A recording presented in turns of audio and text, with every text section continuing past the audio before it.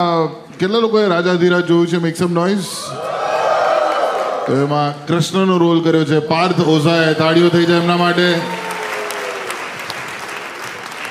અને Sanjay sir, the legendary Sanjay sir, સુગમ સંગીત હોય કે પછી ટ્રેડિશનલ ફોક હોય, એમાં વર્ષોથી હું એમનો બહુ મોટો ફેન રહ્યો છું.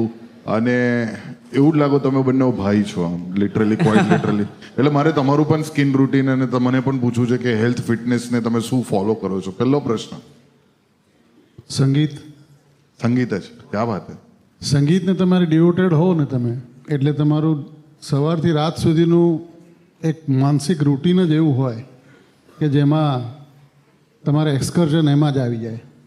વાહ. એટલે પાર્થને પણ એ જ છે, એટલે એ પણ એણે પણ એ જ જોયું છે, એ જ શીખ્યો છે. એટલે એ રીતે મ્યુઝિક ઇઝ ધ રેમેડી. જોરદાર, જોરદાર. એકદમ ક્યા જોરદાર. બાત, ક્યા બાત. તો સર, શરૂઆત જ આ લવારીની એક ઝલકથી કરીએ, અગર ઇફ યુ ડોન્ટ માઇન્ડ. તમે અગર હે લાંબો ડગલો, મૂછો વાંકડી, શિરે પાઘડી, રાતી હટ 1 2 3.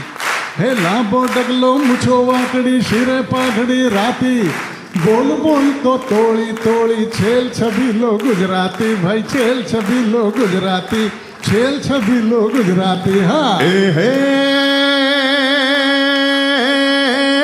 તન ખોટું પણ મન મોટું. 1 2 3 ગો. અરે તન ખોટું પણ મન મોટું છે, ખમીરવંતી જાતિ.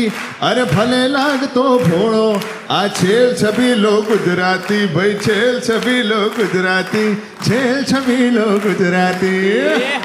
क्या बात है, क्या बात. ક્યાં બાત હે. જોરદાર.